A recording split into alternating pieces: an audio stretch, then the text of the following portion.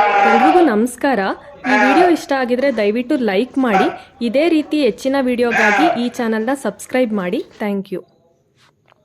ಹೇಳೋದೇನಂದ್ರೆ first shift form ಮಾಡಬೇಕು ಅಂತ ಯಾವಾಗ ಪ್ಲಾನ್ ಮಾಡ್ತಾರೆ ರೈತರು, ಏನ್ ಬ್ರೀಡ್ ಹಾಕೋಬೇಕು ಅನ್ನೋದ್ರ ಬಗ್ಗೆ ಥಿಂಕೇ ಮಾಡಲ್ಲ. ಅವ್ರು ಏನಂದ್ರೆ ಫಸ್ಟ್ ಫೋಕಸ್ ಮಾಡೋದೇ ನಾವು ಒಳ್ಳೆ ಶೆಡ್ ಕಟ್ಟಬೇಕು ಅಂತ. ಆ ಶೆಡ್ ಕಟ್ಟೋದ್ರಲ್ಲಿ ಅವ್ರ ಬಂಡವಾಳದಲ್ಲಿ 89% ಹಾಳು ಮಾಡ್ಕೊಂಡ್ಬಿಡ್ತಾರೆ. ಇನ್ನೊಂದು 20% 30% ಏನ್ ಉಳಿದಿರುತ್ತೆ ಅದ್ರಲ್ಲಿ ಶೀಪಿಗೆ ಇನ್ವೆಸ್ಟ್ ಮಾಡ್ತಾರೆ. ಅದು ಮೊದಲನೇ ತಪ್ಪು. ಯಾಕಂದ್ರೆ ನಾವು ಏನ್ ಕುರಿಗೆ ಬಂಡವಾಳ ಹಾಕ್ತಿವೋ ಅದು ನಮ್ಗೆ 1 ವರ್ಷದಲ್ಲಿ ಇಲ್ಲ 2 ವರ್ಷದಲ್ಲಿ ರಿಟರ್ನ್ಸ್ ಆಗುತ್ತೆ ವಿನ. ಅದರಿಂದ ನಾವು ಇದು ನೀಡ್ ಇದೆ ಅಷ್ಟೇನೆ, ಏನು ಶೆಡ್ ಬೇಕು ಬಟ್ ಎಷ್ಟು ಬೇಕು ಅಷ್ಟೇ ಇದ್ರೆ ಸಾಕು. ಅದರಿಂದ ಏನು ಉಪಯೋಗ ಇಲ್ಲ, ವಾಪಸ್ಸು ಬರಲ್ಲ ಅದು ನಮ್ಗೆ. ಕುರಿ ಏನ್ ಕೇಳುತ್ತೆ, ಅದು ಹೊಟ್ಟೆ ತುಂಬಾ ಮೇವು ನೀರು ಕೇಳುತ್ತೆ, ನೆರಳು ಕೇಳುತ್ತೆ ಅಷ್ಟೇ. ಅವ್ರು ಮಾಡ್ಲಿ, ಯಾವಾಗ ಅವರಿಗೆ ದುಡ್ಡು ಜಾಸ್ತಿ ಆಗುತ್ತೆ ಇಲ್ಲ ಅನುಭವ ಆದ್ಮೇಲೆ ಅದನ್ನ ಮಾಡ್ಕೊಳ್ಳಿ ಅವರು. ನಾನು 6-7 ವರ್ಷ ಆಯ್ತು ಈ ಶೆಡ್ ಮಾಡಿ. ಫಸ್ಟ್ ಹಳೆ ವಿಡಿಯೋಗಳಲ್ಲಿ ನಂದು ಎಲ್ಲ ನೆಲದಲ್ಲೇ ಇರ್ತಿದ್ದು. ಈಗ ಲಾಸ್ಟ್ 2 ಇಯರ್ಸ್ ಇಂದ ನನ್ನ ಎಲಿವೇಟೆಡ್ ಶೆಡ್. ಏನಕ್ಕಂದ್ರೆ ಲೇಬರ್ ಕೊರತೆ, ಮೇಂಟೈನ್ ಮಾಡಕ್ಕಾಗಲ್ಲ, ಮತ್ತೆ ಸ್ವಲ್ಪ ಎಕ್ಸ್ಪೆನ್ಸಿವ್ ಬ್ರೀಡ್ ಇರೋದ್ರಿಂದ ನೀಟಾಗಿರಲಿ ಅನ್ನೋ ಕಾರಣಕ್ಕಷ್ಟೇ ಎಲಿವೇಟೆಡ್ ಶೆಡ್ ಮಾಡಿದ್ದೀನಿ. ಪ್ರತಿ ರೈತರಿಗೆ ಹೇಳೋದು ಅಷ್ಟೇ, ನಾನು ಅವ್ರ ಹತ್ತೆ ಅನಿಮಲ್ ಮಾಡಲಿ, ನೀವು ಯಾವ ಅನಿಮಲ್ ಇನ್ವೆಸ್ಟ್ ಮಾಡ್ತೀರಾ ಅದು ನಿಮಗೆ 1 ವರ್ಷದಲ್ಲಿ ರಿಟರ್ನ್ ಆಗುತ್ತೆ. ನೀವು ನಾಟಿ ಕುರಿ ಸಾಕಿದ್ರೆ ನಾಟಿ ಕುರಿ ದುಡ್ಡು ವಾಪಸ್ ಬರುತ್ತೆ. ಡಾರ್ಪರ್ ಜನರೇಷನ್ ಕುರಿ ಸಾಕಿದ್ರೆ ಅದ್ರ ದುಡ್ಡು ನಿಮ್ಗೆ ರಿಟರ್ನ್ ಬರುತ್ತೆ. ಇಲ್ಲ ಪ್ಯೂರ್ ಲೈನ್ ಸಾಕಿದ್ರೆ ಅದಕ್ಕೆ ಇನ್ವೆಸ್ಟ್ ಮಾಡಿದ್ರೆ ಅದು ರಿಟರ್ನ್ ಬರುತ್ತೆ. ಹಂಗಾಗಿ ಆಗ ದುಡ್ಡನ್ನ ಅವರು ಅನಿಮಲ್ಸ್ ಮೇಲೆ ಇನ್ವೆಸ್ಟ್ ಮಾಡಲಿ ಅಂತ ಇಷ್ಟಪಡ್ತೀನಿ. ಮತ್ತೆ ಪ್ರತಿ ರೈತರು 1 ಲಕ್ಷ ಇದ್ರು ಸ್ಟಾರ್ಟ್ ಮಾಡ್ಬೋದು. ಕೆಲವರೆಲ್ಲ ಅದಕ್ಕೆ ಕಲ್ಪನೆಗೆ ಇರ್ತಾರೆ, ಬಂಡವಾಳ ಏನ್ ಬೇಕು ಬಂಡವಾಳ. ಕುರಿ ಫಾರ್ಮ್ ಅಷ್ಟು ಕಡಿಮೆ ಬಂಡವಾಳದಲ್ಲಿ ಬೇರೆ ಯಾವ್ದು ಮಾಡಕ್ ಆಗಲ್ಲ. ಕೆಲವರು ಬೆಂಗಳೂರು ಸೈಡ್ ದುಡ್ಡು ಇರ್ತದಲ್ಲ, ಬಂದ್ಬಿಟ್ಟು ಒಂದು 20-30 ಸೆಟ್ ಮಾಡ್ಬಿಟ್ಟು ಅದು ಮೇಚೂರು ಇರಲ್ಲ, ಅದು ಗೊತ್ತಿರಲ್ಲ, ಬೇಸಿಕ್ ಇಂದ ಸ್ಟಾರ್ಟ್ ಮಾಡ್ಬೇಕು. ನೀವು ತೇರಿ ಏನೇ ಓದ್ಕೊ ಬಂದ್ರು ಅದ್ರಲ್ಲಿ ಏನು ಉಪಯೋಗ ಆಗಲ್ಲ. ನಾವು ಪ್ರಾಕ್ಟಿಕಲ್ ಆಗಿ ನಾವು 1 6 ಮಂತ್ ಮಾಡಿದ ತಕ್ಷಣ ಕಂಪ್ಲೀಟ್ ನಮ್ಗೆ ಅದು ಅನುಭವ ಬರುತ್ತದು. ನೀವು 6 ತಿಂಗಳು ಮೇಯಿಸಿದ್ರೆ ಸಾಕು. ನಾವ್ ಹೇಳಿದ್ರಲ್ಲ ಅವಾಗಲೇ ವೆಟರ್ನರಿ ಯಾರು ಬರ್ತಾರೆ, ಏನು ಅದೇನ್ ಬೇಕಾಗಲ್ಲ ಸರ್, ಇದಕ್ಕೆ ಏನಾಗಿದೆ ಅನ್ನೋದು. ಇಷ್ಟು ಅನಿಮಲ್ಸ್ ನೀವು ನೋಡ್ತಿದ್ದಂಗೆ ಜಸ್ಟ್ 5 ನಿಮಿಷ ನಿಂತ್ಕೊಂಡ್ರೆ ನನ್ಗೆ ಗೊತ್ತಾಗುತ್ತೆ ಇದ್ರಲ್ಲಿ ಏನೋ ಯಾವತ್ತೂ ಏನಾರು ಆಗಿದ್ರೆ ಇಮಿಡಿಯೇಟ್ ನಾನು ಐಡೆಂಟಿಫೈ ಮಾಡ್ತೀನಿ. ಅದು ಆ ಅನುಭವ ಬಂದ ತಕ್ಷಣ ನಾವು ಪರ್ಫೆಕ್ಟ್ ಕುರಿ ಫಾರ್ಮ್ ನಡೆಸ್ತಾ ಇದೀವಿ, ಅದು ಲಾಭದಲ್ಲಿದೆ ಅಂತ ಅರ್ಥ. ನನ್ನ ಹೆಸರು ಪ್ರವೀಣ್ ಸಂಗಾಪುರ ಅಂತ, ಮಂಡ್ಯ ಡಿಸ್ಟಿಕ್ ನಮ್ಮದು. ನಾನು ಮೂಲತಃ ಚಾಕಿ ಉದ್ಯಮಿ. ನನ್ನ ತಂದೆ, ನನ್ನ ಅಣ್ಣ ಎಲ್ಲರೂ ಅದೇ ಉದ್ಯಮ ನಡೆಸ್ಕೊಂಡು ಹೋಗ್ತಾ ಇದ್ದೀವಿ. ಅದ್ರ ಜೊತೆ ಸ್ವಲ್ಪ ಇವಾಗ ಡಾರ್ಪರ್ ಶೀಪ್ನ ಒಂದು 5 ವರ್ಷದಿಂದ ಮಾಡ್ಕೊಬರ್ತಾ ಇದ್ದೀನಿ. ಡಾರ್ಪರ್ ಪ್ಯೂರ್ ಲೈನ್ಸ್ ಬ್ರೀಡಿಂಗ್ ಮಾಡ್ತೀನಿ, ಮತ್ತು ಅದು ಜನ್ರೇಷನ್ ಲೈನ್ಸ್ ಬ್ರೀಡಿಂಗ್ ಮಾಡ್ತೀನಿ. ನನ್ನ ಹತ್ರ ರೈತರು ಇದ್ರ ಮರಿಗಳನ್ನ ತಗೊಂಡೋಗಿ ಅವ್ರ ಲೋಕಲ್ ಬ್ರೀಡ್ಗೆ ಕ್ರಾಸ್ ಮಾಡಿಸ್ಲಿಕ್ಕೆ ಗಂಡು ಮರಿಗಳನ್ನ ತೊಗೊಂಡೋಗ್ತಾರೆ. ರೈತರಿಗೆ ಉಪಯೋಗ ಏನು ಅಂತ ಹೇಳಿದ್ರೆ, ಜನ್ರೇಷನ್ ಲೈನ್ ತಗೊಂಡೋಗಿ ಅಲ್ಲಿ ಲೋಕಲ್ ಬ್ರೀಡ್ಸ್ ಕ್ರಾಸ್ ಮಾಡಿಸಿದಾಗ ಜನ್ರೇಷನ್ ಲೈನ್ ಮರಿಗಳು ಬರುತ್ತೆ. ಅದು ಬೇಗ FCR ಜಾಸ್ತಿ ತೂಗುತ್ತೆ, ಅಂದರೆ ತೂಕ ಜಾಸ್ತಿ ಬರುತ್ತೆ, ಮತ್ತು ಕ್ವಾಲಿಟಿ ಜಾಸ್ತಿ ಬರುತ್ತೆ. ಅದ್ರದ್ದು ಮೀಟ್ ಕ್ವಾಲಿಟಿ ಚೆನ್ನಾಗಿ ಬರುತ್ತೆ ಅಂತ ಹೇಳಿ ಅದನ್ನು ತೊಗೊಂಡೋಗ್ತಾರೆ. ಈಗ ಫಾರ್ ಎಕ್ಸಾಂಪಲ್ ನಮ್ಮ ಲೋಕಲ್ ಬ್ರೀಡ್ಸ್ 1 ವರ್ಷ ಎಲ್ಲ ಮೇಯಿಸಿದ್ರು ಒಂದು 35-40 kg ಮೀಟ್ ಬರಲ್ಲ. ಬಟ್ ಇದರಿಂದ ಅದೇ ನಮ್ಮ ನಾಟಿ ಕುರಿಗಳಿಗೆ ಈ Dorper generation 3rd generation 4th generation ಇಲ್ಲ ಪ್ಯೂರ್ ಲೈನ್ಸ್ನ ತೊಗೊಂಡೋಗಿ ಕ್ರಾಸ್ ಮಾಡಿಸೋದ್ರಿಂದ ಬರೋ ಮರಿಗಳು F1 ಮರಿಗಳು ಬರುತ್ತೆ. ಅದು ಅವರಿಗೆ ಒಂದು 7 ತಿಂಗಳು 8 ತಿಂಗಳಿಗೆಲ್ಲ 50 kg ಮೇಲೆ ತೂಗುತ್ತೆ, ಮತ್ತು ಮಾಂಸದ ಕ್ವಾಲಿಟಿ ಜಾಸ್ತಿ ಬರುತ್ತೆ. ಹಂಗಾಗಿ ರೈತರು ಬೆನಿಫಿಟ್ ಇದೆ. ಇಲ್ಲ ಎಲಿವೇಟೆಡ್ ಶೆಡ್ ಅಂತ ಕರಿತೀವಿ, ನೆಲದಲ್ಲೂ ಮಾಡ್ಬೋದು ರೈತರು ಬೇಸಿಕ್ ಆಗಿ ಸ್ಟಾರ್ಟಿಂಗ್ ಮಾಡಬೇಕಾದ್ರೆ. ಬಟ್ ನಮಗೆ ಟೈಮ್ಗಳು ಕೊರತೆ ಇರೋದ್ರಿಂದ, ಲೇಬರ್ ಕೊರತೆ ಇರೋದ್ರಿಂದ ಜಾಸ್ತಿ ಅನಿಮಲ್ಸ್ ನೋಡ್ಕೊಳ್ಳೋಕ್ಕೆ ಅನುಕೂಲ ಆಗುತ್ತೆ. ತುಂಬ ಗಲೀಜಾಗಲ್ಲ, ನೀಟಾಗಿರುತ್ತೆ, ಡಿಸೀಸ್ ಕಡಿಮೆ ಇರುತ್ತೆ. ಮೇಂಟೆನೆನ್ಸ್ಗೋಸ್ಕರ ಎಲಿವೇಟೆಡ್ ಶೆಡ್ ಮಾಡಬೇಕು. ಅದರಿಂದ ಬೇರೆ ಮೇಜರ್ ಆ ಥರದ ಉಪಯೋಗಗಳೇನಿಲ್ಲ. ನಮಗೆ ಕೆಲಸ ಕಡಿಮೆ ಆಗುತ್ತೆ ಅಂತ ನಾವು ಎಲಿವೇಟೆಡ್ ಶೆಡ್. ಅಟನ್ಗೆ ಪದ್ಧತಿಯಲ್ಲಿ ಆದರೆ ನಿಮಗೆ 6 ಮಂತ್ 1 ಇಯರಲ್ಲಿ ನಿಮ್ಗೆ ಯಾವಾಗ ಬೇಕೋ ಅವಾಗ ಅದನ್ನು ನೀವು ತೋಟಕ್ಕೆ ಉಪಯೋಗಿಸ್ಬೋದು. ಡಾರ್ಪರ್ ಫಾರ್ಮ್ ಮಾಡಿದ್ಮೇಲೆ ಬೇರೆ ಯಾವ ತಳಿನೂ ಇಷ್ಟ ಆಗಲ್ಲ ನಿಮಗೆ. ಇಷ್ಟು ಬೇಗ ಮಾಂಸ ಬರೋ ಅಂತ ತಳಿ ಬೇರೊಂದು ನಾನು ನೋಡಲಿಲ್ಲ ಕುರಿಗಳಲ್ಲಿ. ಎಸ್ಪೆಷಲಿ ಮೇಕೆಗೂ ಕುರಿಗೂ ಕಂಪೇರ್ ಮಾಡಿದ್ರೆ ನಮಗೆ ಕುರಿಗಳು ಸುಲಭ ನೋಡ್ಕೊಳ್ಳೋದಕ್ಕೆ. 1-2 ಫೀಡಲ್ಲಿ ಒಗ್ಗುತ್ತೆ, ಮತ್ತು ತುಂಬ ಬೇಗ ಮೀಟ್ ಬರುತ್ತೆ, ಮತ್ತು ಗಲಾಟೆಗಳು ಕಡಿಮೆ ಇರುತ್ತೆ ಕುರಿಗಳ ನಿಮಗೆ. ಹಂಗಾಗ್ಬಿಟ್ಟು ನಾನು ಕುರಿ ಮಾಡಬೇಕು ಅಂತ ಬಂದಾಗ ಅದ್ರಲ್ಲಿ ನನಗೆ ಅನಿಸಿದ್ದು ಡಾರ್ಪರ್ ತಳಿ. ಅವಾಗೆಲ್ಲ ಅವೈಲಬಿಲಿಟಿ ಕಡಿಮೆ ಇತ್ತು 5-6 ವರ್ಷದ ಹಿಂದೆ. ಅವಾಗೆಲ್ಲ 1-2 ಫುಲ್ ಬ್ಲಡ್ ತೊಗೊಂಡು ಮಿಕ್ಕದ್ದು ನಮ್ಮ ಲೋಕಲ್ ಬ್ರೀಡ್ಗಳೇ ಹಾಕೊಂಡು ಅಲ್ಲಿಂದ ಸ್ಟಾರ್ಟ್ ಮಾಡ್ತಾ ಬಂದಿರೋದು. ಇವಾಗಲೇ 3rd 4th ಜನರೇಷನ್ವರೆಗೂ ರೀಚ್ ಆಗಿದ್ದೀವಿ. 6ನೇ ವರ್ಷ ಇವಾಗ. 1 ಜನರೇಷನ್ ಬರೋಕ್ಕೆ ನಿಮ್ಗೆ ಏನಿಲ್ಲ ಅಂದರೂ 1.5-2 ವರ್ಷ ಹಿಡಿಯುತ್ತೆ. ಒಂದು ಬೇರೆ ಕುರಿ ಕ್ರಾಸ್ ಮಾಡಿ ಅದ್ರಲ್ಲಿ ಮರಿ ಈಗ ಬಂದು ನಮ್ಮ ಕುರಿನೇ ತಗೊಂಡ್ರಿ, ನಮ್ಮಳ್ಳಿ ಕುರಿನೇ ತಗೊಂಡು ನಮ್ಮ ಹಳ್ಳಿ ಕುರಿ ಇಲ್ಲ ಟಗರು ಮಾತ್ರ ರಾಂಬುಲೆಟ್, ಅಲ್ಲಿಂದ ತಂದಿದ್ದು. ಹೌದೌದು ರಾಂಬುಲೆಟ್ ಅದರಿಂದನೇ ಕ್ರಾಸ್ ಮಾಡಿ ಅವೆಲ್ಲ ಮಾರ್ಬಿಟ್ರಿ ನಮ್ಮ ಕುರಿಗಳನ್ನ. ಹಳೆ ಜನರೇಷನ್ ಎಲ್ಲ ತೆಗಿತಾ ಬಂದ್ವಿ. ಇವು ಉಳ್ಕೊಳ್ವಾ? ನಾವು ನೆಕ್ಸ್ಟ್ ಜನರೇಷನ್ ಇಟ್ಕೊಂಡು ಹಳೆ ಜನರೇಷನ್ ಹೆಣ್ಣು ಗಂಡೆಲ್ಲ ಉಳ್ಕೊಂಡು ಹೋಗ್ಬೋದು. ಹೌದು, ಹಂಗಾಗಿ ಗಂಡು ಮರಿಗಳೆಲ್ಲ ತೆಗೆದ್ಬಿಡ್ತೀವಿ. 3 ತಿಂಗಳಲ್ಲೆಲ್ಲ ಎತ್ಕೊಂಡು ಹೋಗ್ಬಿಡ್ತಾರೆ. ನಿಮ್ಗೆ ಟಗರ್ನ ಎಷ್ಟು ಮಾಡಿಕತ್ತೀರಾ? ಟಗರು ಯಾವಾಗಲೂ 20-25 ಒಂದು ಅಂತ ಹೇಳ್ತೀವಿ. ಒಂದು ಇದು ಒಂದು 25 ಒಂದು ಗ್ರೂಪ್ ಅಲ್ಲಿ ಒಂದು ಇರುತ್ತೆ ಅಷ್ಟೇ. ಅದೇ ತರ ಮೇಂಟೈನ್ ಮಾಡ್ತಾರೆ. ಅದು ಒಳಗಡೆ ಅಲ್ಲೇ ಒಡ್ಡಾಡ್ಕೊಂಡಿದ್ರು. ಹೌದೌದು, ಅದೇ ತರ ಮೇಂಟೈನ್ ಮೇಲೆ ಮಾಡ್ತೀವಿ. ಡಿಗ್ರೇಡ್ ಏನ್ ಮಾಡಲ್ವಾ? ಏನ್ ಆ ಥರ ಏನಿರಲ್ಲ. ನಿಮಗೆ ಪ್ರೆಗ್ನೆನ್ಸಿ ಯಾವುದು ನಾಳೆ ಮರಿ ಹಾಕೋದು ಗೊತ್ತಾಗುತ್ತಲ್ಲ, ಆ ವೀಕಲ್ಲಿ ಅದನ್ನ ಸ್ವಲ್ಪ ಸಪ್ರೇಟ್ ಮಾಡ್ಕೊಂಡು ಬಿಟ್ಕೊಬಿಡ್ತೇನೆ. ಅದು ಬಿಟ್ರೆ ಇನ್ನೇನು ಬೇರೆ ಸಮಸ್ಯೆಗಳಿರಲ್ಲ ನಿಮಗೆ. ಅದರಿಂದ ಬಂದ ಮರಿನ ಮತ್ತೆ ತಂದೆಯಿಂದ ಕ್ರಾಸ್ ಮಾಡಿಸ್ಬಾರ್ದು. ಆ ಮರಿಗೆ ಬೇರೆ ಬ್ರೈಟೈನ್ ಗಂಡನ್ನ ತಂದು ಕ್ರಾಸ್ ಮಾಡಿಸ್ಬೇಕಾಗತ್ತೆ ಆ ಮರಿಗೆ. ಸರಿ, ತಗೊಂಡು ಯಾರು ಬಂದು ತಗೋಬಹುದು? ಸರ್, ಈಗ ನಮ್ಮ ಹಳ್ಳಿಗಳಲ್ಲೇ ತುಂಬಾ ರೈತರಿಗೆ ಅವೇರ್ನೆಸ್ ಬಂದಿದೆ. ಈಗ ಅವರ ಕುರಿಗಳಿಗೆ 1 ವರ್ಷ ಸಾಕೋದ್ರೂ 30-40 kg ವರೆಗೂ ಮಾಂಸಗಳು ಬರಲ್ಲ. ಅದು ತುಂಬಾ ಲೇಟ್ ಆಗಿ ಬೆಳವಣಿಗೆಗಳಾಗುತ್ತೆ. ಹಂಗಾಗಿ ಏನ್ ಮಾಡ್ತಾರೆ, ಹಳ್ಳಿ ರೈತರುಗಳು ಈಗ ಚಿಕ್ಕ ಫಾರ್ಮ್ ಮಾಡಿರೋಂಥವ್ರು ಜನರೇಷನ್ ಲೈನ್ಸ್ ಗಂಡು ಮರಿಗಳನ್ನ ತಗೊಂಡೋಗಿ ಅವ್ರು ಹೆಣ್ಣು ಕುರಿಗಳಿಗೆ ಕ್ರಾಸ್ ಹಾಕೊಂಡು ಬಂದು ಮರಿನ ಬೇಗ ಮೀಟಿಗೆ ಬರುತ್ತೆ. ಅದು ಹಂಗಾಗಿ ರೈತರಿಗೆ ಅನುಕೂಲ ಆಗುತ್ತೆ. 35 kg ಮೀಟ್ ಮಾರೋದು ಪ್ರಾಫಿಟಬಲ್, 50 kg ಮೀಟ್ ಮಾರೋದು ಪ್ರಾಫಿಟಬಲ್. ಹಂಗಾಗಿ ಇದೇ ಪ್ರಾಫಿಟಬಲ್ ಅಂತ ಹೇಳ್ತೀನಿ. ಮಾಂಸದ ಗುಣಮಟ್ಟ ಇನ್ನೂ ಚೆನ್ನಾಗಿರುತ್ತೆ. ನಿಮಗೆ ಟೇಸ್ಟ್ ಚೆನ್ನಾಗಿದ್ದಾಗ ನಮ್ಗೆ 100 ರೂಪಾಯಿ ಜಾಸ್ತಿ ಆದ್ರೂ ಎಲ್ಲರೂ ಬೈ ಮಾಡಕ್ಕೆ ಇಷ್ಟಪಡ್ತಾರೆ. ಈಗ ತಿಂಗಳ ಲೆಕ್ಕದಲ್ಲಿ ಏನು ನಾವು ಕ್ಯಾಲ್ಕುಲೇಟ್ ಮಾಡೋಕ್ಕಾಗಲ್ಲ, ವರ್ಷದ ಲೆಕ್ಕದಲ್ಲಿ ನಾವು ತಗೋಬೇಕಾಗುತ್ತೆ. ಯಾಕಂದ್ರೆ ಪ್ರತಿ ತಿಂಗಳು ಇಷ್ಟೇ ಮರಿ ಬರುತ್ತೆ ಇಲ್ಲ ಇಷ್ಟೇ ಸೇಲ್ ಆಗುತ್ತೆ ಅನ್ನೋದು ನಮ್ಗೆ ಲೆಕ್ಕ ಇರಲ್ಲ. ವರ್ಷದ ಲೆಕ್ಕದಲ್ಲಿ ತಗೊಂತೀವಿ. ನಾನು ನೋಡಿದ ಪ್ರಕಾರ ಇದಕ್ಕಾಕ ಏನು ನಾವು ಇನ್ವೆಸ್ಟ್ಮೆಂಟಲ್ಲಿ ಅತಿ ಹೆಚ್ಚು ಲಾಭ ಅಂದರೆ ನಾನು ಎಲ್ಲ ಬಿಸ್ನೆಸ್ ಕೊಡಿಸ್ಕೊಂಡು ಇದೆ ಜಾಸ್ತಿ ಇರೋದು. ಈಗ ಒಂದು ಕುರಿ ನೀವು ಈಗ 10,000 ಕೊಟ್ಟು ಬೈ ಮಾಡಿದ್ರೆ ಮುಂದಿನ ವರ್ಷ ಒಂದು ಮರಿ ಬಂತು ಅಂದರೆ ಅದು 10,000 ನಿಮ್ಗೆ ರಿಟರ್ನ್ ಬರುತ್ತೆ. 1 ವರ್ಷದಲ್ಲಿ ವಾಪಸ್ ಬರೋಂಥ ಬಿಸ್ನೆಸ್ ನಾನು ಬೇರೆ ಯಾವುದು ನೋಡೇ ಇಲ್ಲ. ನೀವು 3 ಲಕ್ಷ ರೂಪಾಯಿದು ಪ್ಯೂರ್ ಲೈನ್ ತೊಗೊಬಂದು ಇಟ್ಕೊಂಡ್ರೆ ಅದ್ರ ಮರಿ ಅಷ್ಟೇ ವ್ಯಾಲ್ಯೂ ಬಾಳುತ್ತೆ. ನೀವು ಯಾವ ಕುರಿ ಇಡ್ತೀರಾ ಅನ್ನೋದು ಇಂಪಾರ್ಟೆಂಟ್ ಆಗುತ್ತೆ ಅಷ್ಟೇ. ಎಲ್ಲ ನೀವೇ ಮಾಡ್ಕೊಂಡಿರೋದಿಲ್ಲ, ಬೇರೆ ಕಡೆಯಿಂದ ಒಂದು ಟಗರ್ ಮಾತ್ರ ತಂದಿದ್ರಾ? ಇಲ್ಲ ಪ್ಯೂರ್ ಲೈನ್ಸ್ ಎಲ್ಲ ಫಸ್ಟ್ ಕಲೆಕ್ಟ್ ಮಾಡಿದ್ದೀನಿ. 5 ಪ್ಯೂರ್ ಲೈನ್ಸ್ ತೊಗೊಂಡಿದ್ದೆ. ಪ್ಲಸ್ ಒಂದು ನಾನು ಡೀಲರ್ ಹತ್ರ ತರ್ಸ್ಕೊಂಡಿದ್ದೆ ಪುಣೆಯಲ್ಲಿ. ಪುಣೆ ಅಲ್ಲೇ ಜಾಸ್ತಿ ಇಲ್ಲ, ತುಂಬಾ ಜನ ಬ್ರೀಡರ್ಸ್ ಹತ್ರ ಇದೆ. ಒಂದು 8-10 ಜನ ಬ್ರೀಡರ್ಸ್ ಇದೀವಿ ಇಂಡಿಯಾದಲ್ಲಿ. ಅವ್ರ ಹತ್ರ ಇದೆ. ಕಡಿಮೆ ಅನಿಮಲ್ಸ್ ಇರುತ್ತೆ ಎಲ್ಲ. ಪ್ಯೂರ್ ಲೈನ್ಸ್ ಎಲ್ಲ ಒಂದು 250-300 ದಾಟಲ್ಲ, ಅಷ್ಟು ಕಡಿಮೆ ಅನಿಮಲ್ಸ್ ಇರೋದು ಪ್ಯೂರ್ ಲೈನ್ಸ್. ಜನರೇಷನ್ ಲೈನ್ಸ್ ನಾವು ಏನೇ ಕುರಿಗಳಿಗೆ ಹಾಕಿ ಕ್ರಿಯೇಟ್ ಮಾಡ್ಬೋದು. ನೀವು ರ್ಯಾಂಬುಲೆಟ್ ಹಾಕ್ಬೋದು, ಇಲ್ಲ ಬೇರೆ ಬೇರೆ ಯಾವ್ದಾದ್ರು ಒಳ್ಳೆ ಹೆಣ್ಣು ಕುರಿಗಳಿಗೆ ಹಾಕಿದ್ರೆ ನೆಕ್ಸ್ಟ್ 3rd-4th ಜನರೇಷನ್ ಅಲ್ಲಿ ಸೇಮ್ ತೂಕಗಳೇ ಬಂದ್ಬಿಡುತ್ತೆ. ಇರುತ್ತೆ ಎಲ್ಲ ಲೈವ್ ಅನಿಮಲ್ ಅಂದ್ಮೇಲೆ ಎಲ್ಲಾ ತರದ್ದು ಇರುತ್ತೆ. ಅದೆಲ್ಲ ನಮಗೆ ಗೊತ್ತಿರ್ಬೇಕಷ್ಟೇನೆ. ಏನು ಬಂದಾಗ ಏನು ಮೆಡಿಸಿನ್ಸ್ ಮಾಡ್ಕೋಬೇಕು ಅನ್ನೋದು ಗೊತ್ತಿರ್ಬೇಕು ನಮಗೆ. PPR ತುಂಬಾ ಬೇಗ ಸ್ಪ್ರೆಡ್ ಆಗೋಂಥದ್ದು ಡಿಸೀಸ್. ಅದು ಕುರಿಗಳಿಗೆ ಮಸ್ಟ್ ಅಂಡ್ ಶುಡ್ ವ್ಯಾಕ್ಸಿನೇಷನ್ ಆಗಲೇಬೇಕು. 3 months ಕಳೆದ ಮೇಲೆ ಮರಿಗಳಿಗೆ ಮಸ್ಟ್ ಅಂಡ್ ಶುಡ್ ಆಗಲೇಬೇಕು. ಅದಾದ್ಮೇಲೆ ನಿಮಗೆ ವರ್ಷಕ್ಕೆ ET 2 ಸಲ ಆಗಬೇಕು. HS ಮತ್ತು BT ಅಂತ ಹೇಳ್ತೀವಿ, ಬ್ಲೂ ಟಂಗು. ಇವನ್ 4 ವ್ಯಾಕ್ಸಿನೇಷನ್ ಶೆಡ್ಯೂಲ್ ಮೇಂಟೈನ್ ಮಾಡೋದು ಸಾಕು. ಯಾವ ಏರಿಯಾದಲ್ಲಿ ಯಾವುದು ಜಾಸ್ತಿ ಕಾಣಿಸ್ಕೊಳ್ಳುತ್ತೆ ಆ ವ್ಯಾಕ್ಸಿನೇಷನ್ನ ಕಂಪಲ್ಸರಿ ಮಾಡ್ಕೊಂಡ್ರಾಯ್ತು. ಅದು ಬಿಟ್ಟರೆ ಎವ್ರಿ 3 to 4 months ಒಂದ್ಸಲ ಡಿವರ್ಮಿಂಗ್ ಮಾಡಬೇಕು ಕುರಿಗಳಿಗೆ. ಅಂದರೆ ಜಂತುಳು ಔಷಧಿ ಕೊಡಬೇಕಾಗುತ್ತೆ.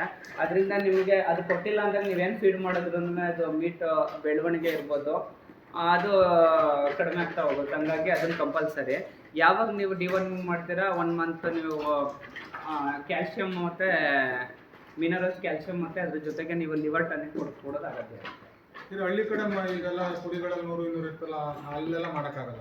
ಮಾಡ್ಬೋದು ಸರ್, ಎಲ್ಲರೂ ಮಾಡ್ಬೋದು. ಪ್ರತಿ ರೈತರಿಗೂ ನಾನು ಅದೇ ಹೇಳೋದು. ಈಗೇನಂದ್ರೆ ಕುರಿಗೆ ಏನಂದ್ರೆ 3 times ಫೀಡಿಂಗ್ ಮಾಡಿದ್ರೆ ಸಾಕು. ಈಗ ಮಾರ್ನಿಂಗ್ ಒಂದು ಫೀಡಿಂಗ್ ಕೊಡ್ತೀವಿ, ಮಧ್ಯಾಹ್ನ ಒಂದು ಫೀಡಿಂಗ್ ಕೊಡ್ತೀವಿ, ಸಂಜೆ ಒಂದು ಫೀಡಿಂಗ್. ಅದು ಬಿಟ್ಟರೆ ನೀರು ಇಟ್ಬಿಡ್ತೀವಿ ಅಷ್ಟೇ.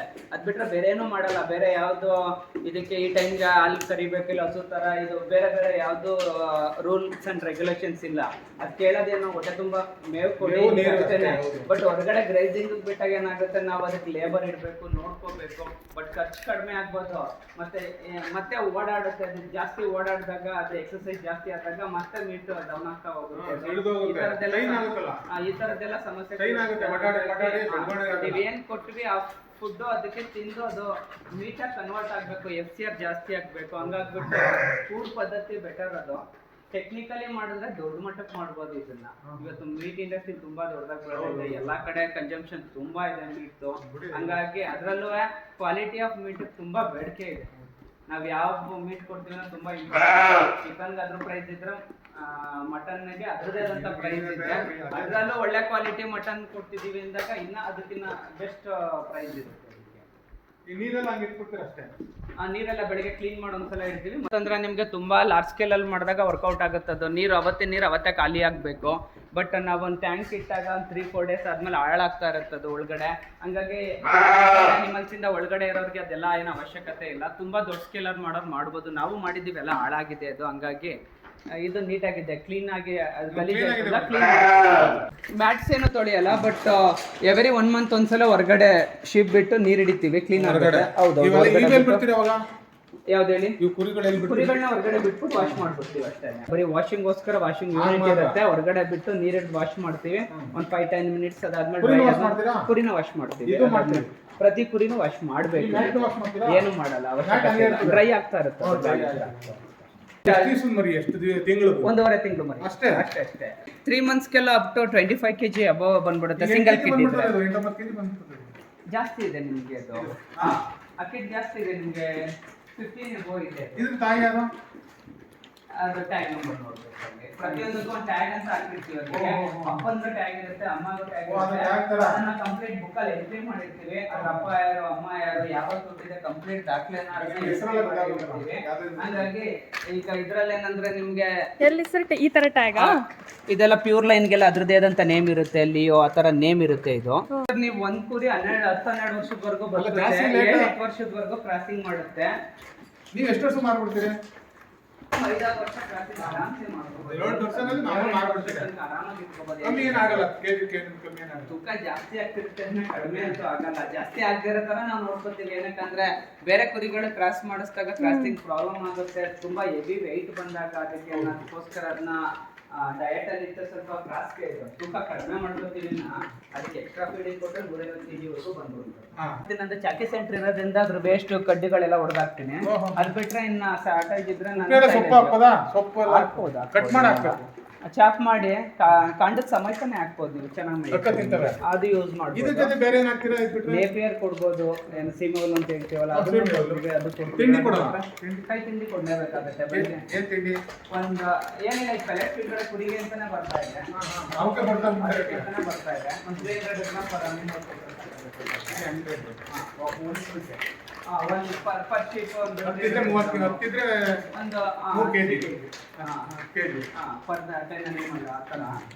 ಅದು ಬಿಟ್ರೆ ನೀವು ಸೈಲೇಜ್ ಕೊಡ್ಬೋದು. ಸೈಲೇಜ್ ಈಗ ಯಾವಾಗ ಶಾರ್ಟೇಜ್ ಇದ್ರೆ ಮೇವಿಲ್ಲ ಅಂದ್ರೆ ನಾವು ರೆಡಿ ಫೀಡ್ ಅದಂತ ಇಟ್ಕೊಂಡಿರ್ತೀವಿ. ಹೌದು, ಸೈಲೇಜ್ ಇದೆ ಸ್ಟೋರೇಜ್ ತರ ಫೀಡ್ ಕೊಡೋದಕ್ಕಿಂತ ಎಲ್ಲಾ ತರದಲ್ಲೂ ಬೇರೆ ಬೇರೆ ಇದು ಸಿಗುತ್ತೆ. ಅವ್ರಿಗೆ ಎನರ್ಜಿ ಸೋರ್ಸ್ ಇರ್ಬೋದು, ಪ್ರೋಟೀನ್ ಸೋರ್ಸ್, ಪ್ರತಿಯೊಂದು ಬೇರೆ ಬೇರೆ ಆಗುತ್ತೆ. ಹಂಗಾಗಿ ಮಿಕ್ಸ್ ಫೀಡ್ ಎಲ್ಲಾ ತರದ್ದು ಸೇರ್ ಕೊಡ್ಬೋದು. ಮೇಜರ್ ಆಗಿ ದೊಡ್ಡ ಮಟ್ಟಕ್ಕೆ ಮಾಡೋರು ಸೈಲೇಜ್ಗೆ ಹೋಗ್ಬೋದು. ಅದು ಬೆನಿಫಿಟ್. ಅದು 1 ಟೈಮ್ ಮಾಡ್ಕೊಂಡ್ರೆ 1 ವರ್ಷ 2 ವರ್ಷವರೆಗೂ ಅದನ್ನ ಹ್ಯಾಂಡಲ್ ಮಾಡ್ತಾ ಹೋಗ್ತೀವಿ. ಗೊಬ್ಬರಗಳು ಏನಾಗ್ತಾ ಇದೆ ಅಂದ್ರೆ ಇವಾಗ ರೇಷ್ಮೆ ಕಡ್ಡಿನ ವೇಸ್ಟ್ ಆಗಿ ತಗೊಂಡೋಗಿ ತಿಪ್ಪೆಗೆ ಹಾಕ್ತಾ ಇದ್ವಿ.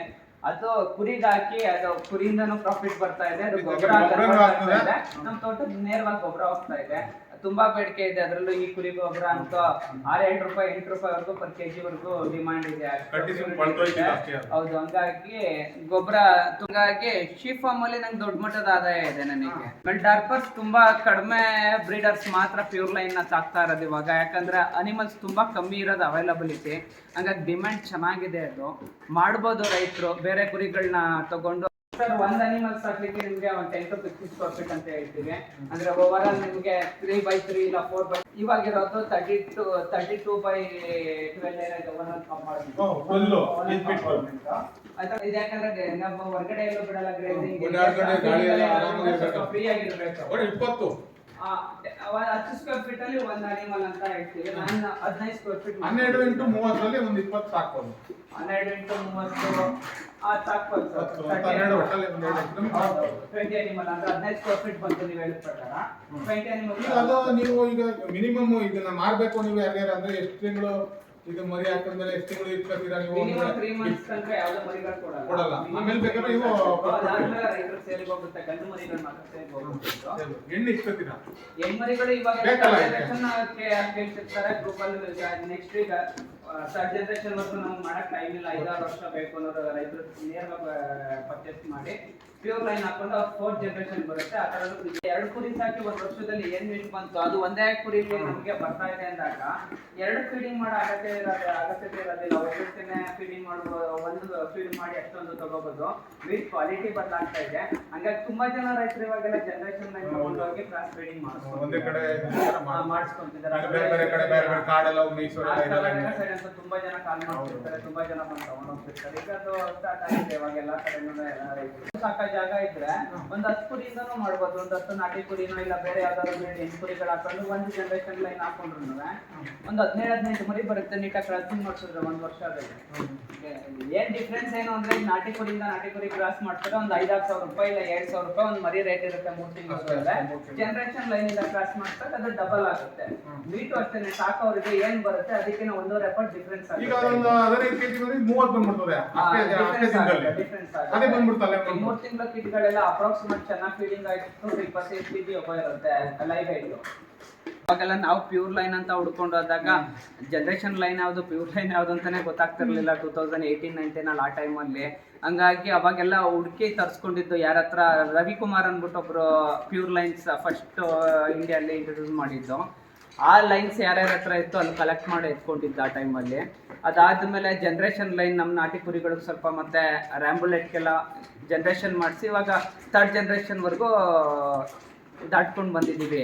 ಹಂಗಾಗಿ ಪ್ಯೂರ್ ಲೈನ್ ಸ್ವಲ್ಪ ಕಾಸ್ಟ್ಲಿ ಇದೆ. ಅದು ಬಿಟ್ಟರೆ ನಿಮ್ಗೆ ಜನರೇಷನ್ ಲೈನ್ಸ್ ಎಲ್ಲ ರೈತರು ಕೈಗೆ ಎಟ್ಕೋ ದರದಲ್ಲೇ ಸಿಗುತ್ತೆ ನಿಮಗೆ. 2nd ಜನರೇಷನ್ 3rd ಜನರೇಷನ್ ಎಲ್ಲ ನಿಮಗೆ 50-60 ಸಾವಿರದಲ್ಲೇ ಕವರ್ ಆಗುತ್ತೆ. ಈಗ 40 ಸಾವಿರ ರೂಪಾಯಿ ಕೊಡ್ತಾ ಇದ್ದೀವಿ 2nd ಜನರೇಷನ್ ಲೈನ್ಸ್ ಗಂಡು ಮರಿಗಳನ್ನ. 3rd ಜನರೇಷನ್ ಲೈನ್ಸ್ 60 ಸಾವಿರ ರೂಪಾಯಿ ಕೊಡ್ತಾ ಇದ್ದೀವಿ. ರೈತನಿಗೆ ಅದು ತುಂಬ ಬೆನಿಫಿಟೇ ಆಗುತ್ತೆ. ಏನಕ್ಕಂದ್ರೆ ನಾವು 6 ಸಾವಿರ ರೂಪಾಯಿ ನಾಟಿ ಕುರಿನೂ ಸಿಗುತ್ತೆ, ಅದರಿಂದನೂ ಕ್ರಾಸ್ ಮಾಡಿಸ್ಬೋದು.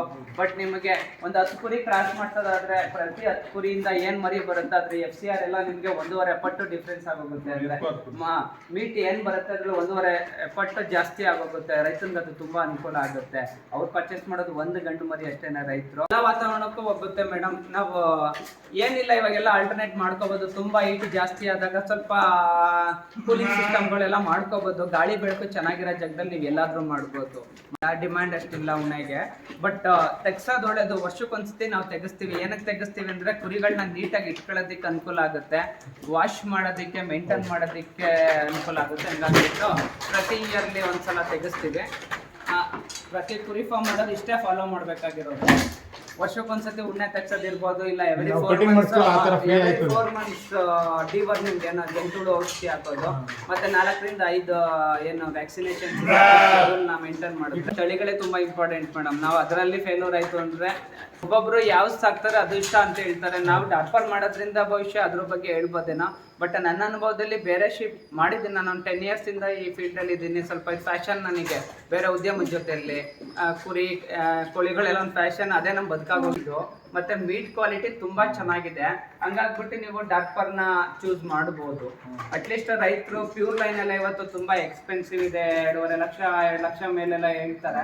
ಹಂಗಾಗಿ ಅದು ಸ್ವಲ್ಪ ರೈತರಿಗೆ ಕಷ್ಟ ಅನ್ಸೋದಿದ್ರೆ ಜನರೇಷನ್ ಲೈನ್ ಸಿಗುತ್ತೆ. 3rd ಜನರೇಷನ್ ಸೇಮ್ ವೆಯ್ಟ್ ಬರುತ್ತೆ, ಮ್ಯಾಕ್ಸಿಮಮ್ ಸೇಮ್ ಕ್ಯಾರೆಕ್ಟ್ರಲ್ಲಿ ಬಿಟ್ರೆ ಮ್ಯಾಕ್ಸಿಮಮ್ ಸೇಮ್ ಕ್ವಾಲಿಟಿನೇ ಬರುತ್ತೆ. ಬ್ಲಡ್ ಲೈನ್ಸು 80% ವರೆಗೆ ಇರುತ್ತೆ. ಹಂಗಾಗಿ 3rd ಜನರೇಷನ್ ಇಂದ ಸ್ಟಾರ್ಟ್ ಮಾಡ್ಬೋದು. 4th ಜನರೇಷನ್ ಕಿಟ್ಗಳು ಯಾರ ಹತ್ರ ಸಿಗುತ್ತೆ ಅದನ್ನ ತಗೊಂಡು ಅವ್ರು ಕ್ರಾಸ್ ಮಾಡಿಸಿ ಡಾರ್ಪರ್ ಕಂಟಿನ್ಯೂ ಮಾಡ್ತಾ ಹೋಗ್ತಾರೆ. ಅದು ಮೇ ಬಿ ನೆನ್ನೆ ಬರ್ತಾ ನಿನ್ನೆನಾ? ನೆನ್ನೆ ಹುಟ್ಟಿದಾಗ ತಿರುಗಾಡುತ್ತೆ. ಇಲ್ಲ, ಡೇ ಓಲ್ಡ್ ಮರಿನೇ ತಿರುಗಾಡುತ್ತೆ. ನಿಮ್ಗೆ ಅದೇನಿರಲ್ಲ. ಮರಿ ಹುಟ್ಟೋದು ಒಂದು 2-3 ಗಂಟೆಗೆ ಆರಾಮಾಗಿ ಓಡಾಡುತ್ತೆ. ತಾಯಿಯಾರು ಕುಡಿಯೋದು 1-1.5 ತಿಂಗಳಿಂದ ಸ್ಟಾರ್ಟ್ ಆಗುತ್ತೆ. 3 months ಅಲ್ಲೆಲ್ಲ ಕಂಪ್ಲೀಟ್ ಏನ್ ಮೇವು ಹಾಕ್ತೀವಿ ಅದನ್ನೇ ಅದಕ್ಕೆ ಸಪ್ರೇಟ್ ಫೀಡಿಂಗ್. ಅಲ್ಲಿ ಗಂಟೆ ಹಾಲು ಕುಡಿಬೇಕು. 3 months ಕುಡಿಲೇಬೇಕು ಸರ್. ಅಲ್ಲಿವರೆಗೂ ಕುಡಿದ್ರೇನೆ ಅದು ರಿಸಲ್ಟ್ ಹೋಗೋದು ಜಾಸ್ತಿ. ಜನರೇಷನ್ ಲೈನ್ಸ್ ಆ ಕಡೆ ಇರೋದೆಲ್ಲ ಬಂದು ಅದೆಲ್ಲ ಬಂದು 3rd ಜನರೇಷನ್ 2nd ಜನರೇಷನ್ ಬರ್ತಿದೆ. ಇದೆಲ್ಲ ಬಂದು ಇಂಪೋರ್ಟೆಡ್ ಲೈನು. ಕಂಪ್ಲೀಟ್ ಅಪ್ಪ ಅಮ್ಮ 2 ಇಂಪೋರ್ಟ್ ಆಗಿರುತ್ತೆ. ಪ್ಯೂರ್ ಲೈನ್ ಅಂತ ಹೇಳ್ತೀವಿ ನಾವು. ಫುಲ್ ಬ್ಲಡ್ ಡಾರ್ಪರ್ ಅಂತ ಕರಿತೀವಿ. ಫುಲ್ ಬ್ಲಡ್ ಡಾರ್ಪರ್ ಇದೆಲ್ಲ ಬಂದು ರೈತರಿಗೆ ನಮ್ಮಲ್ಲಿ ಡಾರ್ಪರ್ ಜನರೇಷನ್ ಲೈನ್ಸ್ ಮರಿಗಳು ಸಿಗುತ್ತೆ. ಅದನ್ನ ತಗೊಂಡೋಗಿ ಅವ್ರ ಫಾರ್ಮಲ್ಲಿ ಅದು ಉಪಯೋಗ ಮಾಡ್ಕೋಬೋದು. ಅದು ಬಿಟ್ಟರೆ ಪ್ಯೂರ್ ಲೈನ್ಸಲ್ಲಿ ಫುಲ್ ಬ್ಲಡ್ ಡಾರ್ಪರ್ಸ್ ನನ್ನಲ್ಲಿ ಅವೈಲಬಲ್ ಇದೆ. ಬೇಕಾದ ರೈತರು ನನ್ನ ಕಾಂಟ್ಯಾಕ್ಟ್ ನಂಬರ್ ಕಾಂಟ್ಯಾಕ್ಟ್ ಮಾಡ್ಬೋದು. ನನ್ನ ನಂಬರ್ ಬಂದು 9141 555 000 555 000.